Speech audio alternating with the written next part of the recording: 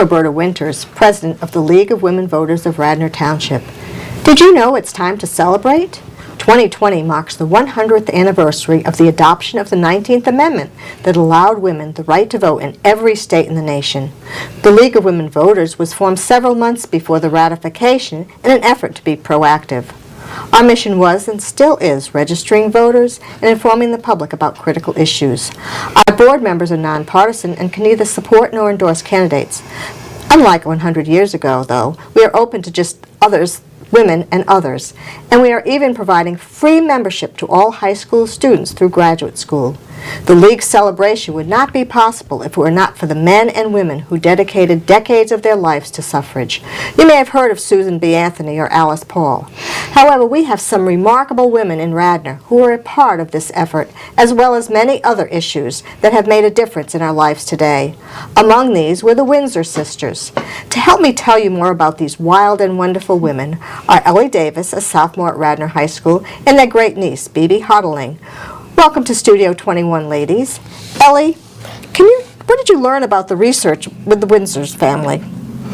Well, I learned a great deal about these two wonderful women and how they were just really two great outgoing figures of their time in the main line at Radnor. Bibbi, how did you fit into this Winsor family? The Winsor sisters are my great aunts. I never had the privilege to meet them. They died in the 1950s. I wasn't born yet. But I've heard many. I grew up around the dining room table hearing amazing stories about the great aunts and their eccentricities, but also the very hard and serious work that they did towards women's suffrage. Well, Ellie, did you find anything interesting about their childhood, growing up to be wild and crazy people? Absolutely. So, starting out, their father was James Davis Windsor, who was son of Henry Windsor, and they were both very successful members of the steam shipping business in Philadelphia. And James Windsor married Rebecca Chapman, who was their mother. Together they had 5 children, 2 sons and 3 daughters. James Windsor Jr., Henry Windsor, and then Mary, born in 1873, Rebecca in 1879, and Ellen in 1882. And they were all brought up in Haverford, right next door to us in Radnor, and were educated at the Galbraith School in Delancey Place in Philadelphia. And this was a school that evolved to become Agnes Irwin. And none of them officially moved on to secondary education, though Mary did take a few classes at Bryn Mawr, but all of them were very well read and traveled. Bibbi, did you have any similar experiences as your great aunts? My upbringing was very similar to my great aunts. I was also born on the main line. I also went to the Agnes Irwin School. And I think, like them, I shared perhaps a little bit of a rebellious spirit in a desire to be independent and to be regarded as my own person, as opposed to a member of the, for their perspective, upper class of Philadelphia. So yes, I also had the privilege to do quite a bit of traveling, and I really admire the great aunts and for what they stood for. Ellie, did you find anything about their involvement specifically in the suffrage movement? Yes, Mary was certainly the first to become involved in the suffrage movement, and I feel as though she perhaps inspired the others, and she became head of the Limited Suffrage League in 1910, and like many suffragettes of her time, in 1917, along with her 2 sisters, she was arrested for picketing the White House, and they were all sentenced to 60 days at Occoquan Workhouse. Bibbi, did you know this about your great aunts? I did know this about my great aunts. I think 2 of them accepted bail and were released. One of them, Mary, did choose to do her 60 days in the workhouse. At the dining room table, it was always represented as really kind of quite a lark, but after the research I've done, this was a very serious sentence that they were asked to complete, and it involved solitary confinement and hunger strikes, force feedings, and the like. And I'm not sure that Mary, in particular, came home quite the same woman as when she went. Now, Ellie, were you able to find out more about Ellen and Rebecca? Yes, much more. So, of what their careers is known to me are far more complex, and the causes they dedicated their lives to were of the many, and perhaps above all, they upheld the belief of being self-described anarchists, and they believed every person should have the freedom to do what they wished. And in Molly Tenbrook's book, We Scrapples, discussing the main line as it really was, she described the Windsors by saying, "What will people think means nothing to them." So these were two beliefs that were represented in almost all of the work they did. And an interesting thing I found is that despite their involvement in the suffrage movement after 1910, neither sister was really ever seen at a polling place, and instead they rejected their government altogether, though they never shied away from discussing politics. And they expressed their freedom to control their own lives in one way by refusing vaccines, wanting to avoid all of the chemicals, and this is a practice they were so committed to that they gave up their European travel when immunization was required to enter the continent.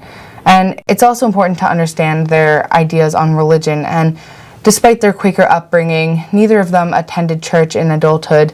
Caroline Roberts also stated that part, if not all, of their dislike of organized religion sprang from a belief that even among Quakers who shared their pacifist ideas, theology led to intolerance and persecution. And their pacifism also inspired their vegetarianism. And I think the favorite newspaper clipping that I found at the Historical Society was a satirical article written by Rebecca saying that, titled "Lobsters Throw a Dinner Party," where she reversed the roles of those who were eating and those who were being eaten. So they had many causes that sprang from their upbringing and their Quaker ideas. Bibbi, is this consistent with some of the stories you heard around the dining room table? It is consistent with what I heard. I have heard that they served something that resembled tofurkey at Thanksgiving dinner, and that their brother, who did not believe in vegetarianism, liked to particularly goad them by bringing in dead animals, roadkill, things like that, to further perturb them in their belief. So it would have been an interesting Thanksgiving dinner, I think, to see them all there. Ellie, apart from their arrests for picketing at the White House when they were advocating for suffrage, all three of them, did you ever read anything about having them get in trouble for any of their other activities?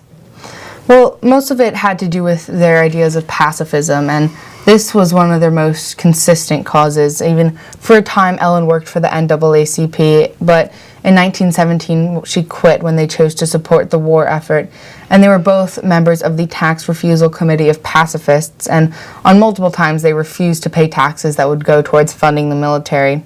And when other people were arrested for the cause of pacifism, they wouldn't spectate quietly. So this led to one of their most publicized acts of rebellion, where they, at the Metropolitan Opera House, they were gathering signatures for a petition to President Harding to grant amnesty to political prisoners who were arrested for protesting America's involvement in World War I.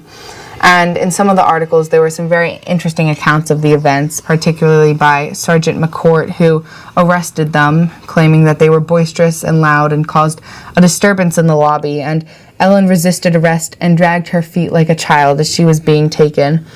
And apparently at the trial, instead of walking in with shame, they all arrived in a big automobile and were fashionably dressed, and apparently considered the proceedings to be a great lark.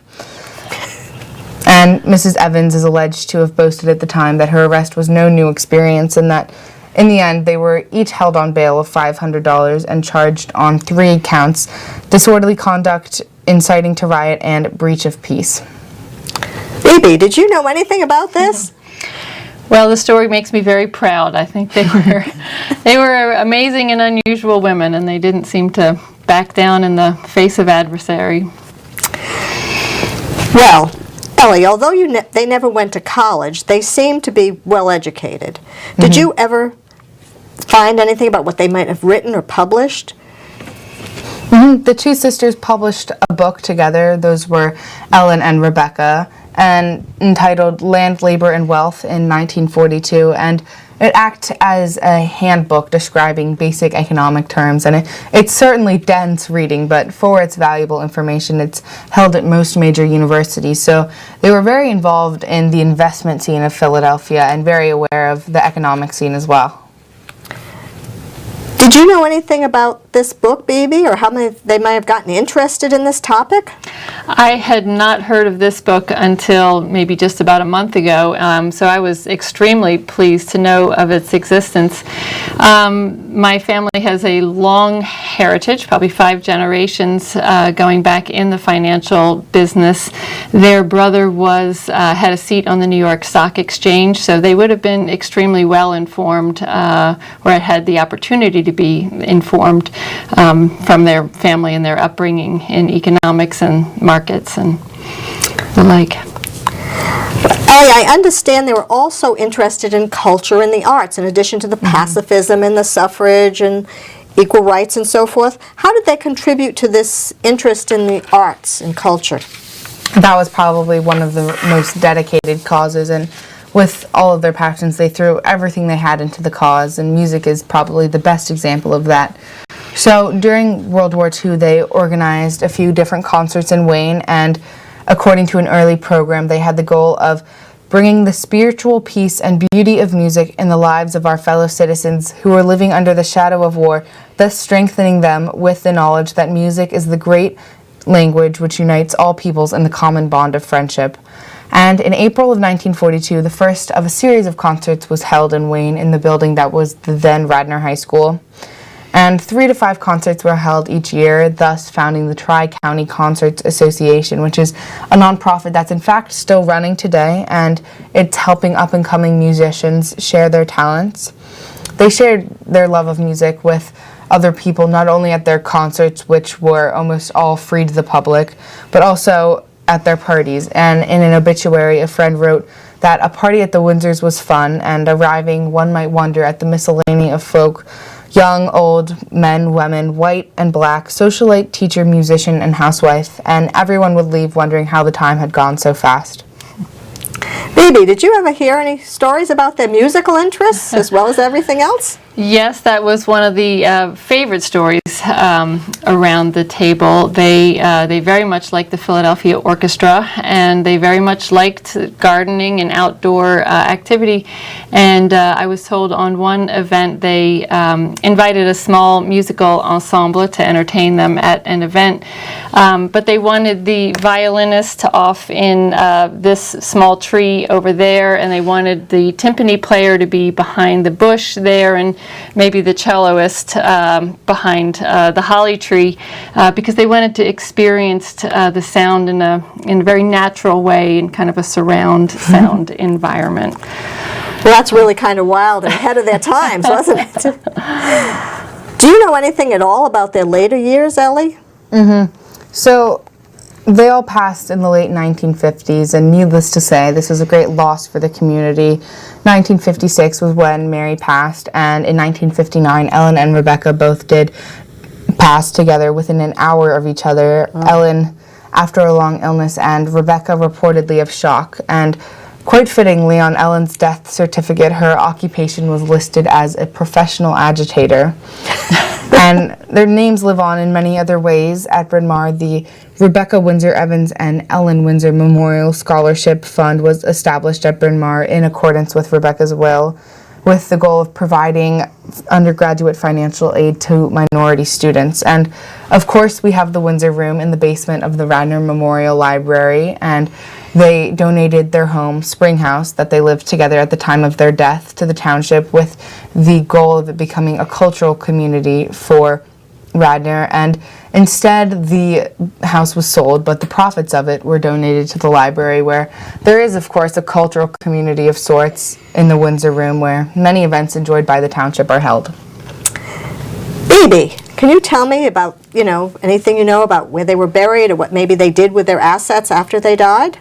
As far as I know, and I do need to go fact check that, I believe they were buried at the Church of the Redeemer in Bryn Mawr,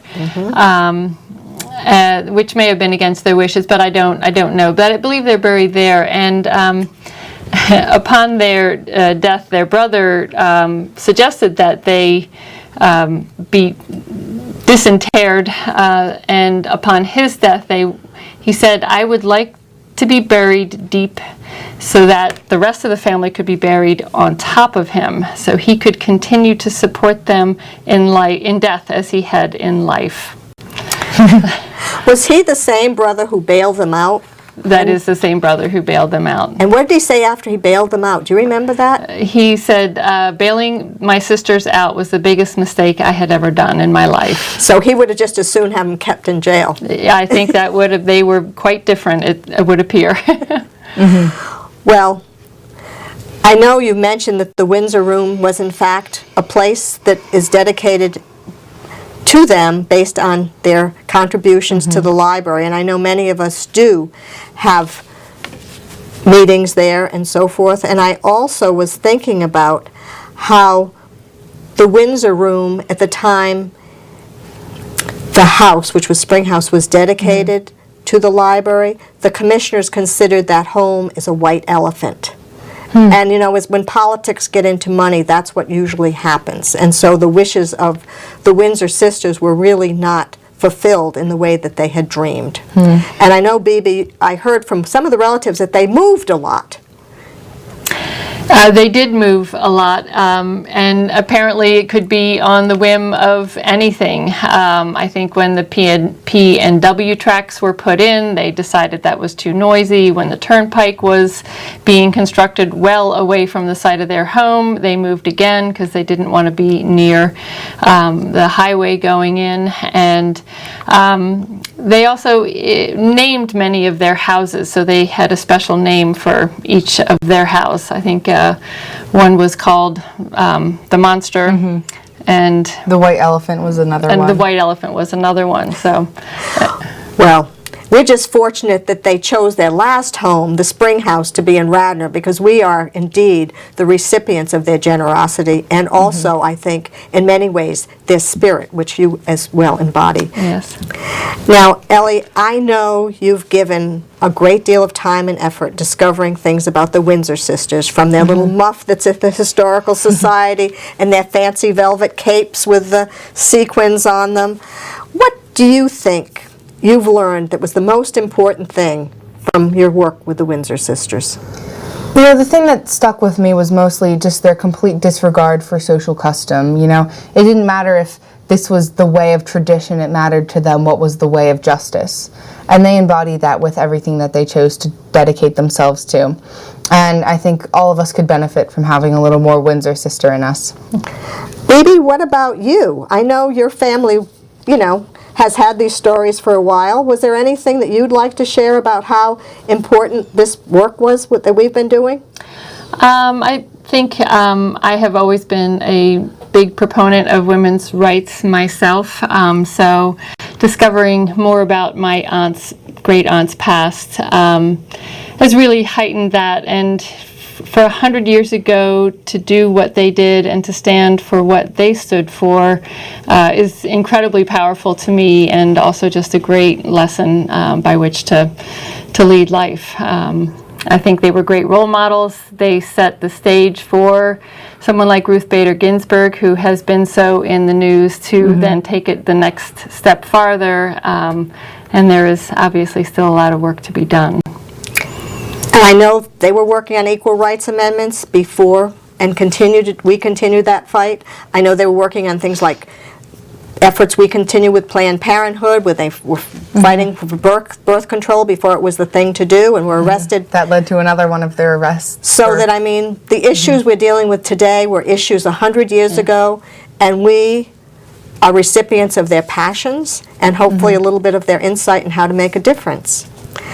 Now, I would like to thank Bibbi and Ellie for being here today, to come to Radnor Studio One, and to share your recollections and the remarkable stories of the Winsor sisters, who made a difference in the lives of our community, our state, and our nation, and even in our world. As the League moves into the 100th year of its history, we can learn much from those whose shoulders upon which we stand. The fight they fought for is the same fight we fight today. It's today's world, more than ever. Everyone needs to exercise their rights, and particularly their right to vote, and encourage others to do the same. We're also grateful for you, our audience, for the time and energy you're giving to provide this opportunity for us to share how important this is for you to know.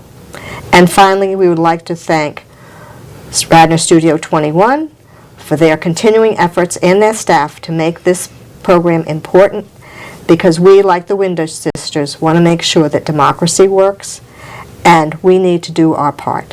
Thank you.